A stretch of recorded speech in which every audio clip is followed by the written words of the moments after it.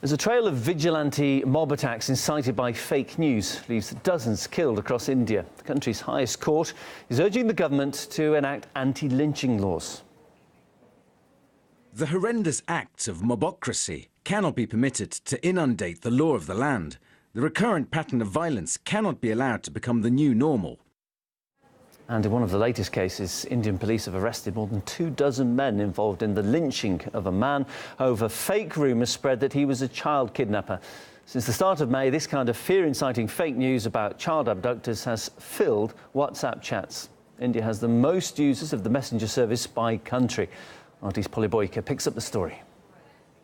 Fake news, a big term with a bad rep, preferred by leaders, politicians and the mainstream media.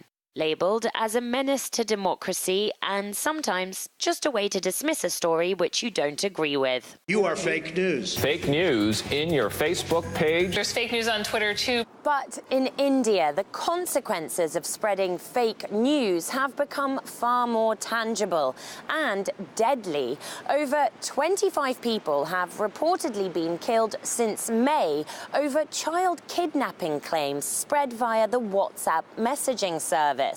Dozens of alleged lynch mob members have been arrested following one recent case alone.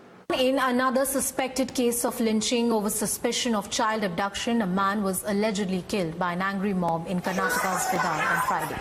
This footage shows the moment Mohammed Azam, a 27-year-old software engineer, was murdered by a mob of over 2,000 people wielding sticks and stones. Azam and his friends, one of them a Qatari national, offered some school children chocolates as a gesture of generosity.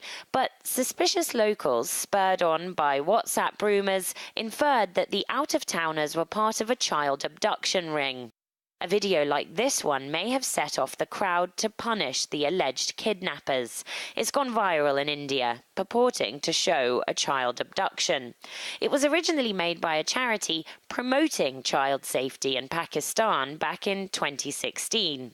At the end of the original video, the little boy is returned. The problem with fake news in India has got so bad that the Indian government has urged WhatsApp and its owners Facebook to do something about it. We're starting an education campaign in India on how to spot fake news and rumours. So, the company launched a series of newspaper adverts in several languages. The advice is beware of whether a story is hard to believe and watch out for spelling mistakes. It's not going to be easy, though. WhatsApp messages are encrypted. That means identifying the source of each rumour is near impossible. India is also WhatsApp's biggest market. The company counts over 200 million users there. Combine that with a sense of panic over a stubbornly high rate of violent crime, and you have all the conditions for fake news to turn into real deaths. We used to have rumors even before the internet era, but they were used to be very, very localized and they could not spread beyond a particular region. But now with mobile phones and with WhatsApp and such things, the scale of these can be much bigger and the damage is much higher. Most developing countries have this problem of decentralization of information. There are a lot of social groups that are able to exploit this decentralization and create chaos and also spreading disinformation that can serve their purposes. India definitely is one of the victims of this fake news phenomenon that has gone berserk. It's a complex phenomenon. You have to look at each society, you have to look at local actors, you have to look at how much governance the country has. And we need to also discipline some of these service providers, these platforms like Facebook and WhatsApp.